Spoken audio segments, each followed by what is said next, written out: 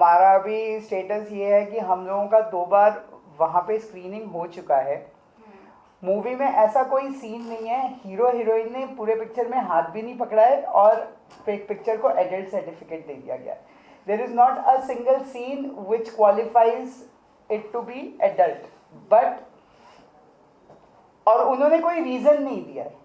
ए देने के बाद आपको हमने उनसे पूछा कि आप बताइए क्या काटे ताकि हमें यूए चाहिए, क्योंकि यूए नहीं मिलना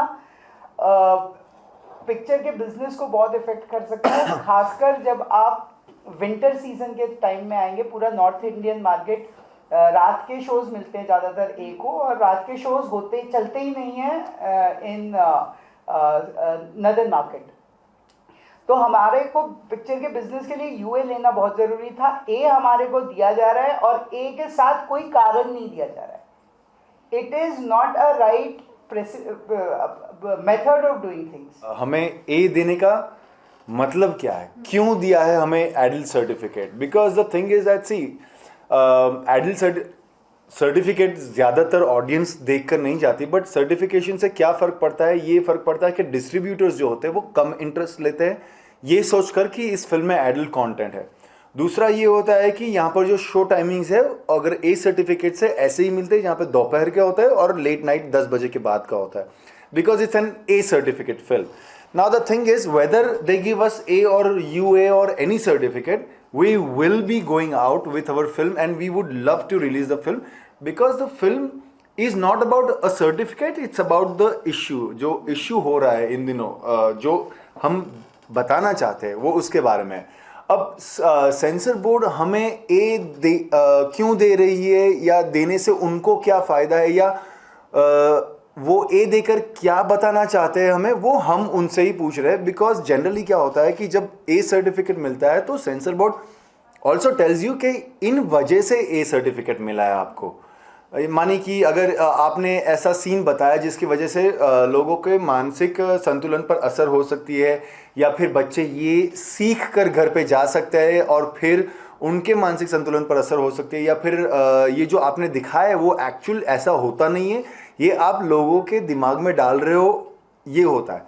जबकि हमारी फिल्म है जो वो एक बहुत ही सही मुद्दे पर आधारित है, हमारे पास उसके लिए एविडेंसेस भी है, और जो फिल्म में बताया है वो ऐसा कुछ नहीं बताया जिसकी वजह से बच्चों के मानसिक संतुलन पर या बड़ों एडल्ट्स के मानसिक संतुलन पर कोई असर पड़े। इनफैक्ट ऑन द कॉन्ट्ररी हमने ऐसी चीज़ों पर प्रकाश डाला है जिसकी वजह से यहाँ पर जो इंडिया में जो ये अनएथिकल ड्रग ट्रायल्स हो रही है जिसके बारे में लोगों को पता तक नहीं होता।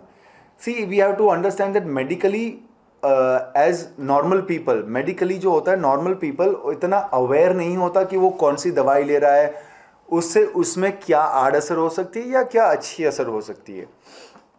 हमारी फिल्म जो है ऐसे ही एक बेसिक टॉपिक पर आधारित है जहाँ पर हमने थोड़ा डेप्थ में दिखाया है कि जो इंजेक्शंस, जो फॉरेन कंपनीज, जो मेडिकल कंपनियां जो इंजेक्शन देती है उसमें कई बार ऐसे भी ड्रग्स होते हैं जिसकी वजह से बच्चों के शारीरिक विकास पर असर पड़ सकता है, उनकी मृत्यु हो सकती है या फिर वो पैरालाइज हो सकता है।